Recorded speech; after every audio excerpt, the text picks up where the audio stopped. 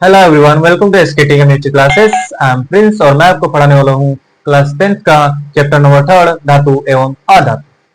यह है हमारा तीसरा चैप्टर जिसमें हम पढ़ने वाले हैं धातु और अधातु के बारे में पूरी जानकारी लेने वाले हैं, पूरी जानकारी। और इसमें क्या होगा, हम देखेंगे कि धातु कहते किसे हैं, अधातु कहते किसे हैं, और एक और इसके इसी के जैसा होता है जो धातु जैसा व्यवहार करता है, अधातु जैसा व्यवहार करता है, उसको बोलते हैं उपधातु। तो साथ साथ उसको भी देखेंगे कि उपधातु होता क्या है। और इसमें हम पढ़ने वाले हैं कि धातु और अधातु के साथ होने वाली बहुत सारी रासायनिक अभिक्रियाओं के बारे में। तो सबसे पहले हम देखेंगे धातु के बारे में, धातु होता क्या है और धातु के कौन कौन से भौतिक गुणधर्म होते हैं, भौतिक और कौन कौन से रासायनिक अभिक्रिया होते हैं, भौतिक रासायनिक गुणधर्म होते हैं। हम सबसे पहले हेडिंग लगाएंगे धातु। धातु को इंग्लिश में बोलते हैं हम मेटल। अब देखिए मेटल होता क्या है। अब देखेंगे मेटल होता क्या है। तो मेटल वो होते हैं, सॉरी, धातु वो होते हैं जो जिसमें चमक होती है और जो विद्युत धारा का सुचालक होते हैं। इसमें लिखेंगे हम वे तत्व, क्योंकि धातु एक तत्व होता है, लिखेंगे वे तत्व जिसमें जिसमें चमक होती है, जिसमें चमक होती है तथा जो विद्युत धारा का सुचालक होते हैं, समझ में आई बात? नहीं समझ में, फिर समझा देते इसको। देखिए धातु वो होते हैं, मतलब वे तत्व होते हैं जिनमें चमक होती है, मतलब जो चमकते हैं, और जो जिसमें आसानी से विद्युत धारा प्रवाहित हो जाए, इसको क्या बोलेंगे? इसको बोलेंगे धातु। जैसे देखिए अभी हम जो तार यूज करते हैं, तांबा का तार है, तांबा, क्या तांबे के तार में आसानी से विद्युत धारा प्रवाहित हो जाती है? हो जाती है, क्योंकि उसी का हम तार बनाते हैं जिसमें से हम बिजली प्रवाहित कराते हैं, विद्युत धारा प्रवाहित कराते हैं। तो ये कॉपर क्या हो जाएगा? कॉपर एक धातु हो जाएगा। लोहा ले लेते हैं, लोहा में भी विद्युत धारा आसानी से प्रवाहित हो जाती है, लोहा भी क्या हो जाएगा? धातु हो जाएगा। लोहा भी एक प्रकार का धातु ही हो जाएगा। मतलब धातु का एग्जांपल क्या हो गया? कॉपर हो गया, लोहा हो गया, बहुत सारे एग्जांपल है। सोडियम हो गया, मैग्नीशियम हो गया, मरकरी हो गया, सोडियम हो गया, मैग्नीशियम हो गया, मरकरी हो गया, आगे लिख सकते हैं ईटीसी। तो ये बहुत सारे धातु हैं, इनमें से मेन कुछ धातुओं का नाम याद कर लेंगे, एग्जांपल के तौर पे हो जाएगा। अब देखते हैं कि धातुओं के भौतिक गुणधर्म और रासायनिक गुणधर्म है कौन कौन से, वही हमारा मोस्ट इंपोर्टेंट है। परिभाषा याद कर लीजिएगा, वे तत्व जिसमें चमक होती है तथा जो विद्युत धारा का सुचालक होता है उसे हम धातु कहते हैं, उसे हम धातु कहते हैं। अब देखेंगे धातु के भौतिक एवं रासायनिक गुणधर्म।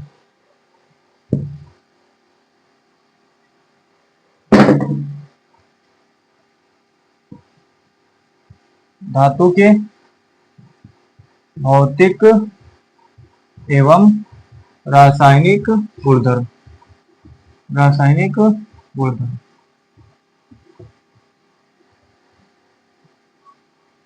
अब देखिए, देखते हैं धातु के बारे में एक एक करके सारे के सारे जानकारी की धातु के पास कौन कौन सी प्रॉपर्टी होती है पहले से। अब देखिए सबसे पहला देखते हैं कि जो धातु होते हैं वो हमें प्रायः ठोस अवस्था में देखने को मिलते हैं। किस अवस्था में देखने को मिलेंगे? ठोस अवस्था में। जो धातु होते हैं वो क्या होते हैं? धातु ठोस होते हैं प्रायः। हमेशा कुछ ऐसे धातु भी होते हैं जो ठोस अवस्था में नहीं मिलते हैं, जैसे पारा हो गया, मरकरी हो गया, वो द्रव अवस्था में मिलता है। तो कुछ अपवाद भी हैं, क्योंकि जहां केमिस्ट्री होती है वहां पे अपवाद होता है। तो हम यहाँ पे देखते हैं कि बहुत जितने भी सारे धातु होते हैं, कुछ को छोड़कर सारे के सारे ठोस होते हैं। तो यहाँ पे पहला प्रॉपर्टी क्या होगा? धातु ठोस अवस्था में पाए जाते हैं। धातु की अवस्था कैसी होती है? ठोस होती है, ठोस अवस्था में पाए जाते हैं। दूसरी बात देखो, इसमें क्या होती है? इसमें चमक होती है, धातुओं में चमक होती है, मतलब जो जिसमें चमक होगी उसको बोलेंगे धातु। अगला देखते हैं पॉइंट हम, जिनमें तन्यता का गुण पाया जाता हो उनको बोलेंगे धातु। तन्यता का मतलब क्या होता है? तनाव, तनाव मतलब खिंचाव, मतलब जिसको खींचकर पतले लंबे तार के रूप में बदल सके उस गुण को बोलते हैं तन्यता। जैसे सोना होता है, सोना, गोल्ड, अब उस गोल्ड के अगर 1 ग्राम लेते हैं तो उससे 2 किलोमीटर लंबा तार बनाया जा सकता है बिना टूटे। अब वो टूटेगा नहीं बल्कि एकदम फैलते चला जाएगा। तो इस फैलने के गुण को, इस खिंचाव को हम बोलते हैं तन्यता। अगली बात देखते हैं, अगला इसमें गुण होता है आघात वर्धनीयता का। आघात वर्धनीयता का। अब आघात वर्धनीयता क्या होती है? आघात वर्धनीयता मतलब होता है धातु को पीट कर पतले चादर के रूप में परिवर्तित कर देना। बिना टूटे यदि वो पतले चादर के रूप में परिवर्तित हो जाता है तब हम बोलेंगे कि वो धातु है। अगला देखते हैं हम, धातुओं में ध्वनिक का गुण भी पाया जाता है। धातुओं में ध्वनिक गुण भी पाया जाता है। अब ये ध्वनिक गुण का मतलब क्या होता है? जैसे देखे होंगे स्कूल में या कॉलेज में घंटी बनाई जाती है, वो घंटी किसकी बनी होती है? वो बनी होती है धातु की। अब देखिए जैसे ही उस पर प्रहार करेंगे, आघात करेंगे, पीटेंगे तो वो कंपन कुछ देर तक करता है। उसी गुण को बोलते हैं हम ध्वनिक गुण, क्योंकि धातुओं के पास कंपन करने की शक्ति थोड़ा ज्यादा होती है। जैसे ही उस पर प्रहार करेंगे वो थोड़ी देर तक कंपन करेगा और दूर तक भी आवाज जाएगा उसका। इसी गुण को बोलते हैं हम ध्वनिक गुण। अगला देखते हैं, जो धातु होते हैं वो विद्युत और उष्मा का बहुत अच्छे सुचालक होते हैं। धातु विद्युत और उष्मा का सबसे अच्छा चालक होते हैं, सबसे अच्छा सुचालक होते हैं, सबसे अच्छा चालक होते हैं, या बोल सकते हैं सुचालक होते हैं। मतलब आसानी से उष्मा भी प्रवाहित हो जाएगा, आसानी से विद्युत धारा भी प्रवाहित हो जाएगा। अगर हम कहीं दूर एक तार को जोड़ देंगे विद्युत स्रोत से और हम यहाँ पे भी टच करेंगे तो हमको करंट लगेगा। चाहे देखिएगा किसी धातु का बर्तन बना हुआ है, उसको गर्म करते ही नीचे से ऊपर तक दिख जाता है एक समय के बाद। तो क्या होता है कि जो धातु होता है उनके पास कैपेसिटी होती है, वो विद्युत का भी चालन कर सकते हैं और उष्मा का भी चालन अच्छे से कर सकते हैं। अगला देखते हैं हम, जो धातु होते हैं उनमें मुक्त इलेक्ट्रॉन पाए जाते हैं। धातुओं में मुक्त इलेक्ट्रॉन पाए जाते हैं। मुक्त इलेक्ट्रॉन का मतलब क्या होगा? धातु है, धातु तत्व होते हैं, तत्व परमाणु से मिलकर बना होता है, परमाणु इलेक्ट्रॉन प्रोटॉन न्यूट्रॉन से मिलकर बना होता है। तो जो इलेक्ट्रॉन होते हैं वो धातु में मुक्त होते हैं। देखिएगा कभी धातु के तार को जितने सटाकर देखिएगा थोड़ा थोड़ा करंट जैसा लगेगा, वो करंट किसकी वजह से होता है? वो होता है इलेक्ट्रॉन की वजह से। ये चैप्टर हम विद्युत में पढ़ा दिए फिजिक्स में, जाकर आप देख सकते हैं वहां पे। अब देखिए यहाँ पे इसमें क्या होता है? मुक्त इलेक्ट्रॉन पाए जाते हैं।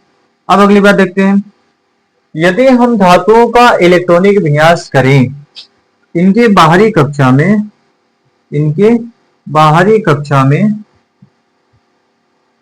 हमेशा 4 से कम इलेक्ट्रॉन मिलेंगे। 4 से कम इलेक्ट्रॉन मिलेंगे। धातुओं के बाहरी कक्षा में हमेशा 4 से कम इलेक्ट्रॉन मिलते हैं। अब देखिए कोई भी तत्व होता है या तो मैक्सिमम 3 इलेक्ट्रॉन ले सकता है या 3 इलेक्ट्रॉन दे सकता है। मैक्सिमम 3 इलेक्ट्रॉन का आदान प्रदान कर सकता है। यहाँ पे देखिए जब 4 से कम इलेक्ट्रॉन होंगे तो होंगे कितने? या तो 1 होगा, या तो 2 होगा, या तो 3 होगा। यही हो सकता है पॉसिबिलिटी। अब यहाँ पे देखिए जो धातु होते हैं वो इन तीनों को त्यागने का क्षमता रखते हैं। धातुओं के पास इलेक्ट्रॉन त्यागने की क्षमता होती है। धातुओं के पास इलेक्ट्रॉन त्यागने की क्षमता होती है। जब इलेक्ट्रॉन का त्याग करेंगे तो क्या बनाएंगे? वो बनाएंगे धनायन। वो बनाएंगे धनायन। मतलब धातुओं के पास धनायन बनाने की क्षमता भी होती है। तो ये हो गई धातु के बारे में कुछ जानकारी। जैसे पहला हो गया, ये ठोस अवस्था में पाए जाते हैं, इनमें चमक पाई जाती है, इनमें तन्यता का गुण पाया जाता है, इनमें आघात वर्धनीयता का गुण पाया जाता है, इनमें ध्वनिक का गुण पाया जाता है। ये विद्युत और उष्मा का सबसे अच्छा चालक या सुचालक होते हैं। इनमें मुक्त इलेक्ट्रॉन पाया जाता है। इनके इलेक्ट्रॉनिक विन्यास जब करेंगे तो बाहरी कक्षा में हमेशा 4 से कम इलेक्ट्रॉन पाए जाते हैं, अर्थात एक इलेक्ट्रॉन पाया जाएगा, या तो 2 पाया जाएगा, या तो 3 पाया जाएगा। कोई भी तत्व होता है वो मैक्सिमम 3 इलेक्ट्रॉन का आदान प्रदान कर सकता है। तो जो धातु होते हैं वो इलेक्ट्रॉन त्यागने का क्षमता रखते हैं। जब इलेक्ट्रॉन त्याग करेंगे तो क्या बनाएंगे? वो बनाएंगे धनायन। ये हो गए इलेक्ट्रॉन के बारे में कुछ विशेष जानकारी। अब अगले लेक्चर में हम लोग सीखेंगे कि अधातु क्या होता है, अधातु के बारे में कुछ जानकारी देखेंगे। अब देख लेते हैं थोड़ा सा इसमें अपवाद क्या क्या है। अपवाद देखने के बाद अपने लेक्चर को यहीं पे इंड अप करते हैं। अब थोड़ा सा देख लेते हैं एक्सेप्शंस, क्योंकि जहां केमिस्ट्री होती है वहां पे अपवाद होता ही होता है। अब यहाँ पे देख लेते हैं कुछ अपवाद, फिर उसके बाद अपनी क्लास को बंद करेंगे। चलिए, जैसे पहला हम देखें कि जो धातु होते हैं वो ठोस अवस्था में पाए जाते हैं, लेकिन एक ऐसा धातु है जिसका नाम है मरकरी। मरकरी ये द्रव अवस्था में पाया जाता है। मरकरी जो होता है ये कमरे के ताप पे या सामान्य ताप पर बोल सकते हैं हम, सामान्य ताप पर ये द्रव अवस्था में पाया जाता है। चमक होती है पर ये द्रव अवस्था में पाया जाता है। दूसरा देखते हैं, चमक लगभग सारे धातुओं में चमक होती है। अब देखते हैं तन्यता का गुण। अब देखिए दूसरा पॉइंट, मरकरी हो गया और सीसा हो गया, लीड, इन दोनों में तन्यता का गुण नहीं पाया जाता है। तन्यता और आघातवर्धनीयता का गुण नहीं पाया जाता है।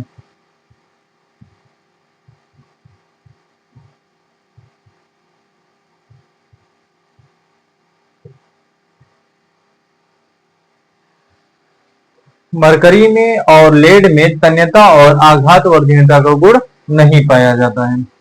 अगला देखिए ध्वनिक, लगभग सारे धातुओं में ध्वनि का गुण पाया जाता है। अगला देखते हैं विद्युत। विद्युत और उष्मा का सबसे अच्छा सुचालक होते हैं धातु, लेकिन मरकरी और लेड विद्युत और उष्मा का कुचालक होते हैं। ये दोनों क्या होते हैं? कुचालक होते हैं। ये भी अपवाद में हो गया। अगला देखते हैं, इसमें मुक्त इलेक्ट्रॉन पाए जाते हैं, सही बात है। बाहरी कक्षा में इलेक्ट्रॉन कम होते हैं, सही बात है। इलेक्ट्रॉन त्याग करने की क्षमता होती है, ये भी सही बात है। और धनायन बनाते हैं। ये देखिए यहाँ पे कुछ हो गई अपवाद है जिनको आप याद रख सकते हैं। पहली अपवाद हो गई, मरकरी एक ऐसा धातु है जो सामान्य ताप पर द्रवावस्था में पाया जाता है। मरकरी और लेड विद्युत का और उष्मा का कुचालक होते हैं, इनमें तन्यता का गुण नहीं पाया जाता है। आई होप आपको इतनी बात क्लियर हो गई होगी। तो मिलते हैं फिर अगले क्लास में, तब तक के लिए बाय बाय, जय हिंद, धन्यवाद।